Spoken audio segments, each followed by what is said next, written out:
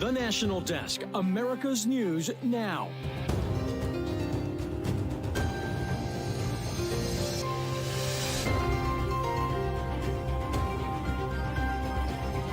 If you need proof that we still want to see a pause, just look at where the National Security Advisor is today.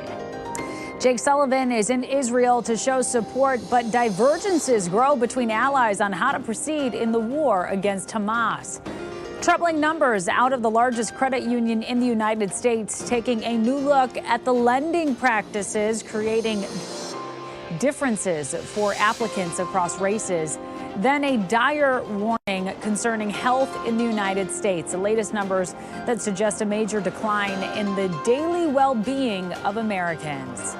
This is the National Desk, America's News Now. I'm Amira David. 2 million names currently sit on the United States terrorist watch list, a number that has nearly doubled in just the past 6 years. That's according to a CBS Reports investigation that found when the list was created 20 years ago, it contained roughly 120,000 people. 6 years ago, in 2017, the list had grown tenfold to 1.16 million. Now, according to a review of court records, 2 million individuals are being tracked by the U.S. government as known or suspected terrorists, including thousands of Americans.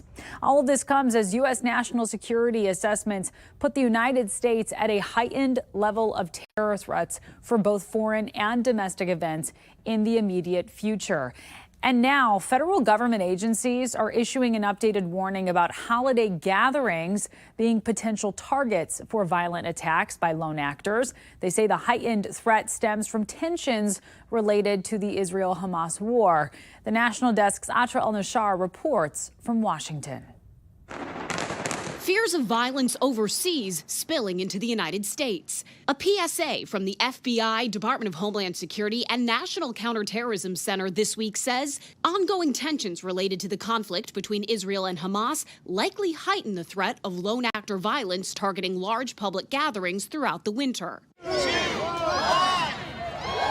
They say that includes not just protests, but faith-based events and holiday gatherings like New Year's Eve. Last week, FBI Director Christopher Wray told senators the Bureau is working around the clock to identify and disrupt potential attacks inspired by Hamas. I see blinking lights everywhere I turn. Post-October 7th, you've seen a veritable rogues gallery of foreign terrorist organizations calling for attacks against us. Attorney General Merrick Garland instructing U.S. attorneys to meet with local law enforcement and community leaders about what they're seeing on the ground. All of us have also seen a particularly sharp increase in the volume and the frequency of threats against Jewish, Arab, Muslim, and Palestinian communities across our country since October 7th. Across the world, multiple terror plots appear to be thwarted. On Thursday, German and Danish authorities separately announcing arrests of 7 people across Denmark, Germany, and the Netherlands accused of planning to carry out acts of terror. Some of them, German prosecutors say, are linked to Hamas. European Home Affairs Commissioner Ylva Johansson said this just last week. With the upcoming holiday season, there is a huge risk of terrorist attacks in the European Union. Now, back here at home in the U.S., authorities say factors that could heighten the threat even further is if the Israel-Hamas war escalates even more, or if there's a significant act of violence in the U.S. That could inspire retaliatory or copycat attacks. And Atra, what more do we know about the threats authorities are now observing? Well, they say that they're seeing a massive spike in potential, I should say, hate crimes reported by local law enforcement, but also a spike in hoax bomb threats and hoax active shooter threats, specifically targeted at synagogues. Authorities say they believe that's likely to intimidate worshipers or disrupt services. But as you heard from the Attorney General, these kinds of risks are a threat to everybody. Absolutely. The numbers looking awfully concerning. Atra El-Nashar reporting from D.C. for us. Thank you, as always. Meantime, amidst the ongoing war in Gaza, Washington now urging Israel to scale back its ground offensive in Gaza by the year's end. That's the message reportedly communicated by National Security Advisor Jake Sullivan, who was in Israel meeting with Prime Minister Benjamin Netanyahu. Here's what the White House had to say today. He did talk about possible transitioning from what we would call high-intensity operations, which is what we're seeing them do now, to lower-intensity operations sometime, in the near future. Netanyahu responding, saying he plans to continue with the war until the hostages return and Hamas is eliminated. This rift coming as U.S.-Israeli tensions hit new highs and the bombardment in southern Gaza only intensifies. Tonight, hospitals in Gaza overwhelmed from continued artillery shelling. Doctors saying they are now unable to adequately respond to the casualties, the majority of which are women and children. Amid reports of dehydration and starvation on the besieged enclave, the UN office in Gaza saying today limited aid distributions were taking place in Rafah, close to Egypt's border, but that aid delivery elsewhere has largely stopped because of the intense hostilities. This as a troubling new U.S. intelligence assessment now shows nearly half of the air-to-ground munitions that Israel has used in Gaza in its war with Hamas since October 7th have been unguided, meaning done without precision. That intel report, compiled by the Office of the Director of National Intelligence, saying about 40 to 45% of the 29,000 air-to-ground munitions Israel used were unguided. Unguided munitions pose a greater threat to civilians, particularly in densely populated areas like Gaza, which officials believe could contribute to a heightening Palestinian death toll. An Israeli Defense Forces spokesperson denied the accuracy of that report, saying it was only striking, quote, based on high-quality intelligence and the operational necessity while using high-quality munitions that are operated by skilled pilots and advanced systems, which continuously assess and verify that the strikes are directed at military targets. The U.S. in recent weeks has begun urging Israel to be more precise and deliberate in its targeting of Hamas fighters inside Gaza, but has declined to place conditions on the aid it provides to Israel surrounding that demand. The largest credit union in the United States is facing criticism of racially discriminating in its lending practices. New reports show the Navy Federal Credit Union, which lends to military service members, veterans, and their immediate families, has the largest discrepancy between lending to white borrowers versus black borrowers. In 2022, more than 75% of white applicants were approved, while less than 50% of black applicants got a loan. The credit union says it is committed to equitable lending practices and will adhere to the law. Meantime, in Ohio, the fate of a controversial bill banning gender-affirming care and trans athletes altogether awaits a response from the governor. The bill passed yesterday would block doctors from providing puberty blockers and hormone therapy and ban physicians from performing gender reassignment surgery on a minor, though many opponents point out that no children's hospital currently does that. Tonight, Governor DeWine being urged to veto the bill. He has 10 days to make a decision. Former FBI counterintelligence leader Charles McGonigal has been sentenced to more than 4 years in prison for secretly working with a sanctioned Russian oligarch. Prosecutors wanted 5 years. McGonigal's lawyers had asked for no prison time, arguing information given to the oligarch aligned with U.S. interests.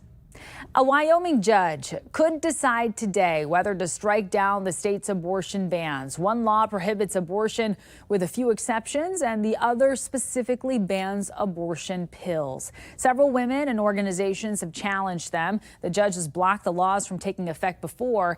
Any ruling would likely be appealed to the Wyoming Supreme Court. A spiritual advisor to an Alabama death row inmate taking issue with the planned execution method. Kenneth Eugene Smith set to be put to death next month with nitrogen gas, a first ever in the U.S. The Reverend Jeff Hood filed a complaint yesterday saying certain rules interfere with his ability to minister to Smith before his execution.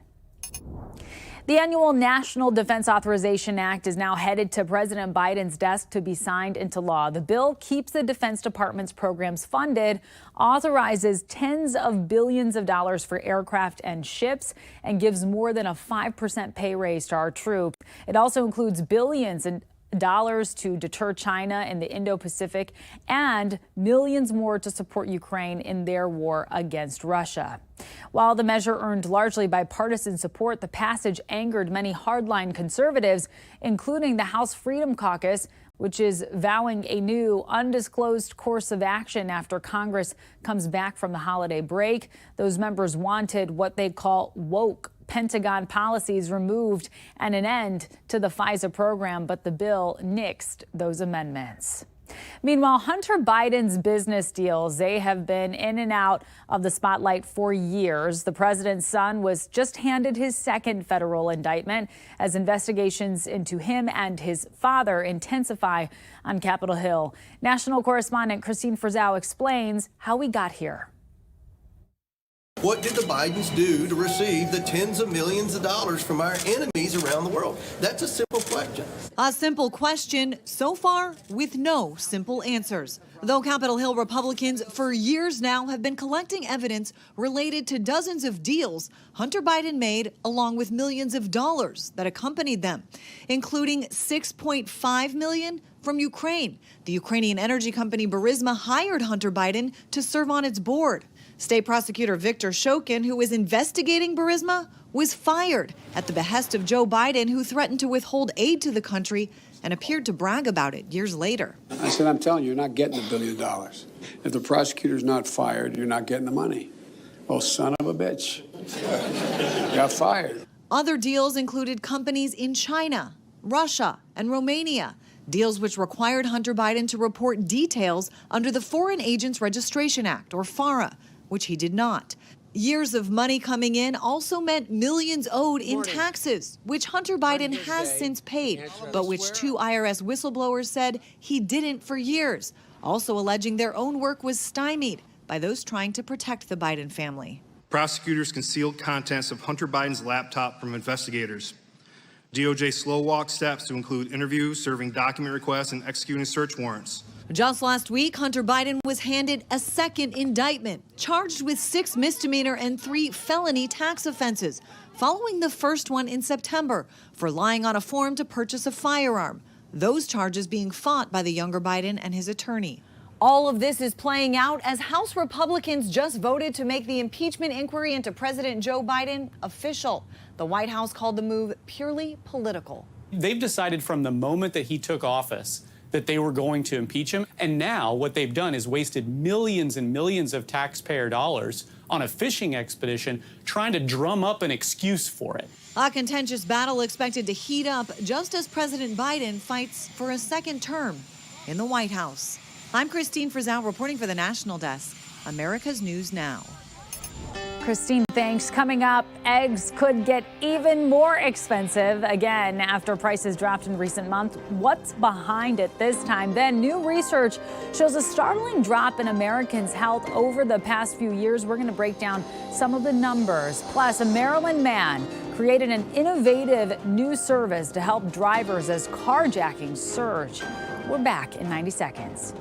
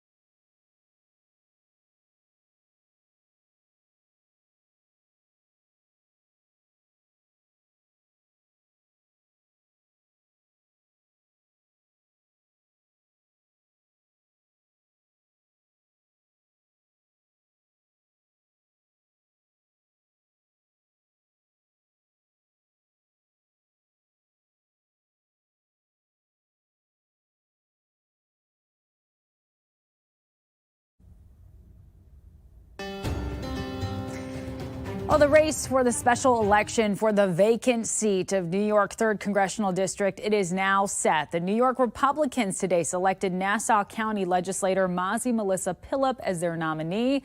She will take on former Congressman Tom Suozzi, who was picked by Democrats just last week. Suozzi was the congressman for the New York District 3 before up until 2022 when he ran an unsuccessful campaign to become the governor. Pilip, a mother of 7, was also once an IDF soldier.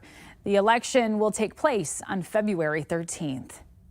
An avian flu outbreak is hitting the country's top egg producer and will likely cause a spike in prices at the store. Cal-Maine Foods said a Kansas facility tested positive for the disease, affecting nearly 700,000 laying hens. More than 1 million chickens had to be slaughtered in Iowa last month to prevent the spread. 30-year fixed mortgage rates fell below 7% for the first time since it surpassed that number in August. This news comes following the Fed's decision to keep interest rates steady yesterday. And it is expected that mortgage rates could fall further next year, especially if the Fed begins to cut rates. Current rates sit at 6.95, which is still higher than it was a year ago at 6.31. Because of inflation, those receiving Social Security benefits will get a little extra money starting next year. A 3.2% cost of living adjustment means the average check will be $1,885, up about $58. For workers with disabilities, it'll be $1,530, up $30. For couples both getting benefits, it's $3,067, and that is up $95. Russia denied the latest appeal by detained Wall Street Journal reporter Evan Gershkovich. She will remain in prison in Russia at least until the end of January. Lynn Tracy, the U.S. ambassador to Russia, attended the hearing today and called out the Russians for using Gershkovich as a political pawn. Meanwhile, discussions to bring him and Paul Whelan home have been unsuccessful. We very much want to bring Evan Gershkovich home. We very much want to bring Paul Whelan home. We have put multiple offers on the table. There was one significant offer that we made as recently as a few weeks ago. We have seen those offers rejected every time by the Russian government. The Navy officer who was in a Japanese prison has been transferred to U.S. custody. The family of Lieutenant Ridge Alconis said today he is being returned to his country. Alconis was serving a 3-year prison term over a car crash that killed 2 Japanese citizens back in 2021. It's unclear where in the U.S. Alconis is heading or whether he will have to serve additional jail time. The number of women in the U.S. who say they've used emergency contraception after having sex is on the rise. According to CDC data, the share has more than doubled since the pill, often called the morning after pill, was approved to be sold without a prescription in 2006. 10% of teens and adult women said they used the pills in 2006. In 2019, that number was more than 25%. Americans' physical health has tumbled in recent years. That's according to a new Gallup survey. Only 28% of respondents said their physical health was near perfect this year, down from 38% in 2019. Gallup says in 2019, 32% of U.S. adults were obese, and that's jumped to 38%. Only 24% said they felt active daily, a sharp drop from the 50% we saw in 2019. People also reported lower confidence.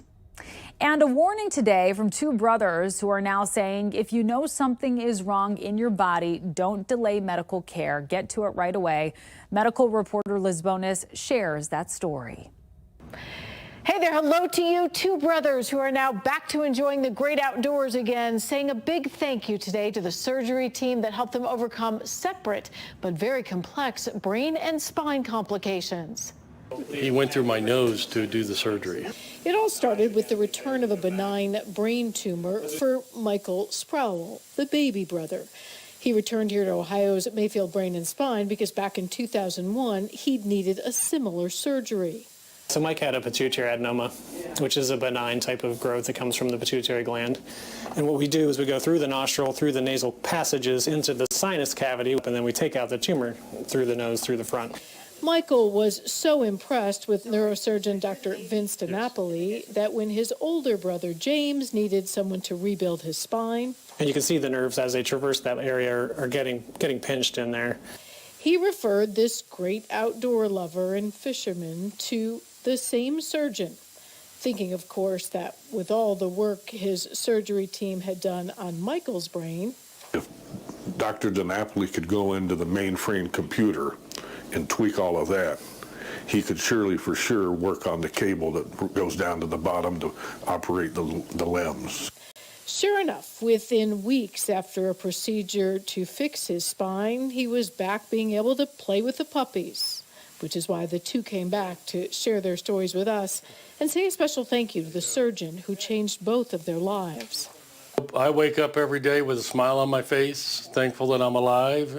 After years of back pain gone for James and some pretty remarkable symptoms for Michael when his brain tumor returned, Sitting at work one day, and all of a sudden, it felt like somebody took a 6-inch spike and was jamming it in the back of my eyeball every time my heart beat.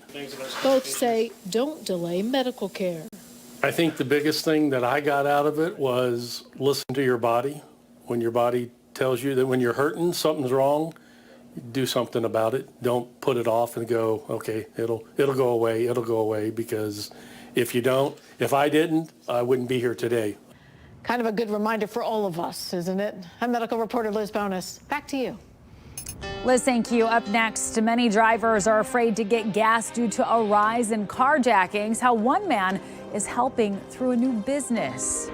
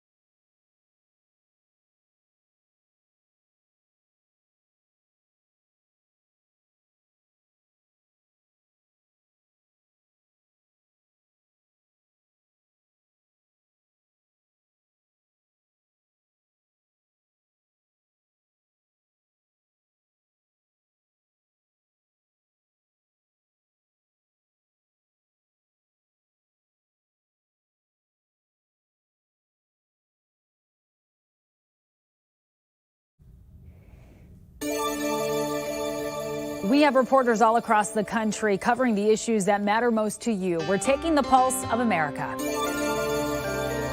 Officials in Butte County, California, just voted to put in place rules for who can use veterans' halls. Debate was sparked earlier this year when a veterans' hall was allegedly used for white supremacist activity. According to local veterans, we could not confirm that information, but in a meeting this week, board members discussed the controversy.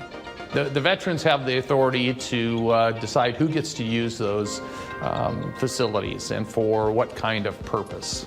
And so we respect the judgment of our veterans, and we'll see how that goes. Although I'm a big supporter of the First Amendment, everybody have a right, but when it's a county building, we got to be very careful that we don't allow people to come in with hatred, or they come in to sow division in our communities. The board ultimately decided to let Veteran Hall leadership decide who gets to use the halls on a case-by-case basis. I'm so grateful for all of the prayers, for all of the words of encouragement, for all of the moral support that we have received since the very beginning.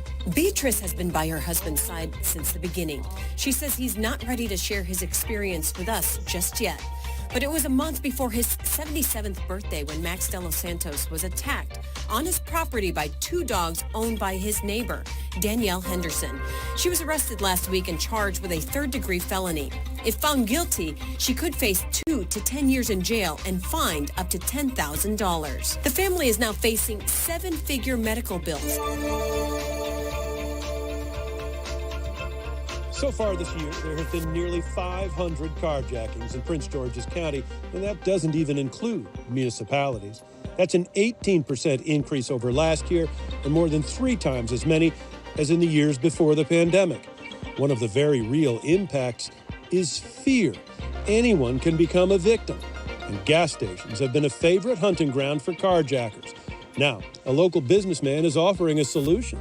This is John Spalding's Gas Station on Wheels, a brand new business called New Look Mobile Fuel. So far, he has 1 delivery truck. His website isn't yet operating, but he's up and running. Call us up. It's just like Uber Eats and DoorDash. Put your order in, we pull right up, you pop your tank, we fill you up what gas you want, drop your receipt, and we're gone.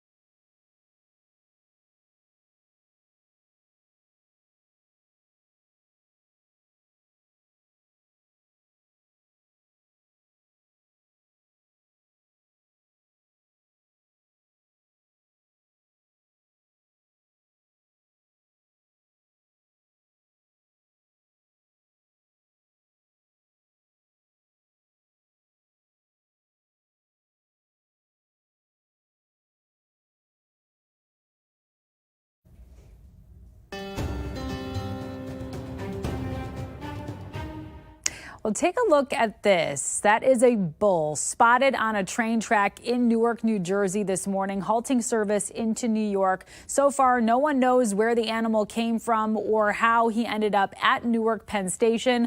Officials were able to contain the bull inside a fence. They say he will now go to an animal sanctuary. Thankfully, no one got hurt. That does it for this edition of the National Desk. I'm Amira David. Thank you so much for watching.